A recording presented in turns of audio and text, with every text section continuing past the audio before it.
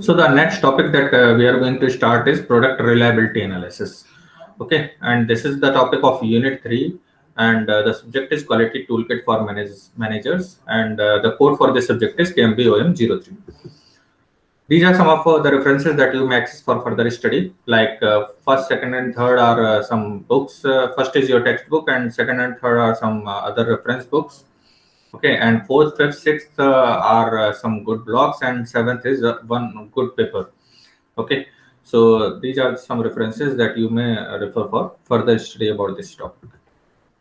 So now, first is what is product reliability. Reliability क्या होता है basically how the product performs है ना during the time, किस तरीके से perform करता है, ठीक है. How often does the product or service fail, so that is the reliability. ठीक है, कि फेलियर हम नोटिस करते हैं कि कितना फ्रीक्वेंटली या कितना कह सकते हैं क्या ऑकरेंस है उसका, तो उसके बेसिस पर हम प्रोडक्ट को रिलायबल मानते हैं. तो the product reliability is defined as the probability that a device will perform its required functions, okay, subjected to the stated conditions for a specific period of time. So basically you will define first what are the required functions as per the perception of your customers, okay, and subjected to the stated conditions, and in varied situations or varied conditions, okay, you will notice the performance of that product for a specific period of time. So the product reliability is quantified as mean time between failure, MTBF, for repairable product. ठीक है, अगर कोई product है जो कि repair किया जा सकता है तो उसके लिए क्या कंसीडर करेंगे आप, mean time between failure, okay, and mean time to failure for non repairable product. वो प्रोडक्ट जो कि रिपेयर नहीं किए जा सकते हैं उनके लिए आप क्या कंसीडर करेंगे, मीन टाइम टू फेलियर. ठीक है, मीन्स खराब हो गया तो अब दोबारा नहीं बनना. यूज एंड थ्रो प्रोडक्ट होते हैं ना, तो वो क्या होते हैं, नॉन रिपेयरेबल, जिसको आप रिपेयर नहीं कर सकते. तो ऐसे प्रोडक्ट क्या होते हैं, मीन टाइम टू फेलियर. जैसे अभी मैंने पेन का एग्जांपल दिया था आपको, तो पेन कुछ होते हैं जो यूज एंड थ्रू आते हैं. ठीक है, कि आपने उनको लिखा और उसके बाद से दोबारा फिर आप उनको इस्तेमाल नहीं करोगे. दूसरे होते हैं जो रिफिलेबल होते हैं, है ना, जिसको आप रिफिल आप इस्तेमाल करते हैं.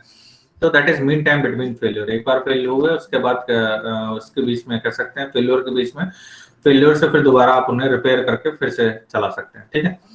So the famous bathtub curve lies here. ये bathtub curve क्या है, देखिए इसको समझते हैं. Example of automobile. ठीक है, कार होती है, तो कार में आप देखिए जब आप कोई नई कार परचेज करते हैं, डीलर जो भी डीलर हैं, ठीक है, मारुति, टोयोटा, हुंडई, इनसे जब भी आप कोई कार परचेज करते हैं तो देखिए फर्स्ट ईयर वो सर्विस आपको फ्री देते हैं. ठीक है, क्यों सर्विस फ्री देते हैं, कि वो चेक करते हैं कि कहीं ना कहीं कोई गड़बड़ तो नहीं है. क्योंकि जो फेलियर ऑकर करते हैं या तो अर्ली लाइफ में ऑकर करते हैं या लेट में ऑकर करते हैं. लास्ट में जब प्रोडक्ट कह सकते हैं उसके कंपोनेंट्स घिस जाते हैं चलते चलते, तो फिर वो वियर आउट होने लगते हैं, तो उस वजह से फेलियर ऑकर करता है. बीच में जो है वो प्रोडक्ट की यूजफुल लाइफ है. आप देखिए अक्सर ही आता रहता है कि कार कंपनीज ने देखा, जैसे अभी बीच में वैगन आर का एक मॉडल मंगाया था वापस. ठीक है, जिन जिन कस्टमर्स को सेल किया था, पूरा डेटा है कस्टमर्स का. ठीक है, और लगातार सीआरएम के साथ आप उनके साथ जुड़े हुए हैं और फ्री सर्विस दे रहे हैं, तो हर कोई अवेल करेगा ही. तो फर्स्ट ईयर में ही जो भी प्रॉब्लम्स हैं वो पता चल जाती हैं, आगे आने वाले टाइम में भी पता चलती रहती हैं. ठीक है, लेकिन आप देखिए तो बात अगर शुरू में वो प्रोडक्ट सही निकल गया तो उसके बाद उसकी यूजफुल लाइफ, मतलब जितना इंटेंडेड टाइम उस पर्टिकुलर प्रोडक्ट के लिए बनाया गया है, उतने तक उसमें कोई मेजर फॉल्ट नहीं आएगा. ठीक है, अब वो जो फॉल्ट आना शुरू होगा वो फिर लास्ट में होगा, वियर आउट. तो this is the famous part of means it defined the failure in terms of time. तो अगर देखें तो स्टार्टिंग में आप देखिए तो फेलियर ज्यादा होते हैं, ऑकर कर सकते हैं इन केस अगर हो तो. ठीक है, तो अर्ली लाइफ में जो फेलियर होते हैं वो नोटिस होते हैं, फिर यूजफुल लाइफ चलती है प्रोडक्ट की, और उसके बाद फिर आप देखिए तो वियर आउट हो जाता है. So this is famous bathtub curve to understand the reliability part, कि प्रोडक्ट कितना रिलायबल है इसको आप इस तरीके से चेक कर सकते हैं. ठीक है, होता है ना, कोई फोन आपने मंगाया ऑनलाइन और देखा कि उसमें सडन कुछ ना कुछ प्रॉब्लम आती ही रहती है, तो आप सर्विस सेंटर के चक्कर स्टार्टिंग में ही ज्यादा लगते हैं, फिर उसके बाद जैसे ही रिपेयर हो गया, सही हो गया, तो फिर वो प्रॉब्लम खत्म हो जाती है, फिर आप उसको यूज करते हैं, फिर लास्ट में वेयर आउट हो जाता है. तो इस तरीके से प्रोडक्ट में कैरेक्टरिस्टिक देखने को मिलती है इन टर्म्स ऑफ रिलायबिलिटी. ठीक है, तो figure shows the reliability bathtub curve which models the Cardell to Grave instantaneous failure rate versus time. which we would see if we were to wait long enough and to keep the good records for a given lot of devices. So this curve is modeled mathematically by exponential function. ठीक है, exponential है ना, आप देखिए starting में ज्यादा है, फिर स्टैग्नेंट हो गए और उसके बाद फिर से होने लगे defects. So more of this later. So the life of a population of devices, a group of devices of the same type can be divided into the three distinct periods. ठीक है, तो early life, if we follow the slope from the leftmost start to where it begins to flatten out, this can be considered for the first period, and the first period is characterized by a decreasing failure rate, and it is what occurs during the early life of the population of units, and the weaker units fail, leaving a population that is more rigorous. ठीक है, तो basically देखिए आप MTBF कब apply करते हैं, जब आपका कोई रिपेयरेबल प्रोडक्ट होता है, और MTTF कब अप्लाई करते हैं, जो आपका नॉन रिपेयरेबल प्रोडक्ट है.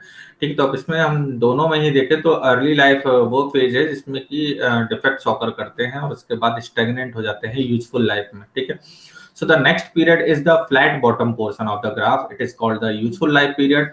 Failures occur more in random sequence during this time. ठीक है, रैंडमली ऑकर करते हैं फेलियर. जैसे हुआ ना कि बैटरी खराब हो गई, तो चलिए बैटरी की जो लाइफ थी वो खत्म हो गई थी, तो अब आपने वो बदलवा ली. ठीक है, तो इस तरीके के जो फेलियर हैं, कह सकते हैं वो कंपोनेंट जो कि जनरली इजीली मार्केट में अवेलेबल हैं, ठीक है, एज एन एसेसरीज अवेलेबल हैं, उन सबको आप डिप्लॉय करते हैं. और एसेसरीज हैं वो टाइम टू टाइम आप देखिए तो उनकी परफॉर्मेंस खत्म होती जाती है और फिर इसके बाद आप उनको रिप्लेस कर लेते हैं. ठीक है, तो it is difficult to predict which failure mode will occur and but the rate of failure is predictable. ठीक है, तो ये थोड़ा सा प्रेडिक्ट करना डिफिकल्ट होता है कि which failure mode will be occur, लेकिन रेट ऑफ फेल्योर ये प्रेडिक्टेबल है कि कितना फ्रीक्वेंसी में. जैसे है ना कि बैटरी अगर 3 साल तो कोई दिक्कत नहीं है, उसके बाद फिर धीरे धीरे वो उसकी परफॉर्मेंस में प्रॉब्लम आने लगती है. ठीक है, so but the rate of failure is predictable. ये पता है कि हाँ 3 साल में, 3.5 साल में, 4 साल में वो जो है खत्म हो जाएगी बैटरी, फिर हमें दूसरी नहीं लेनी पड़ेगी. Notice the constant slope. तो उस स्लोप को आप देखेंगे तो वो लगभग कांस्टेंट है. ठीक है, जितना मतलब आपका मेंटेनेंस लगता है हर साल में, उतना ही लगेगा और उतने में आपकी जो कार है वो मेंटेन्ड रहेगी. ठीक है, तो कांस्टेंट स्लोप है.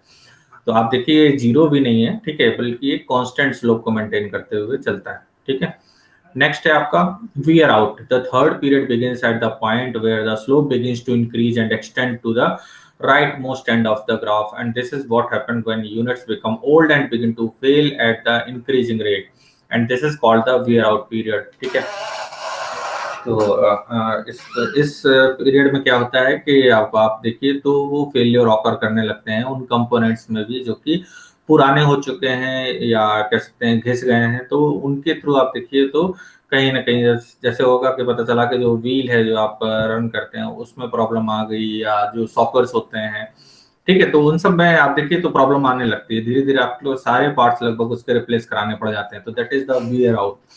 ठीक है, so that is the main concern of this probability product reliability. So you can understand this with this famous bathtub curve.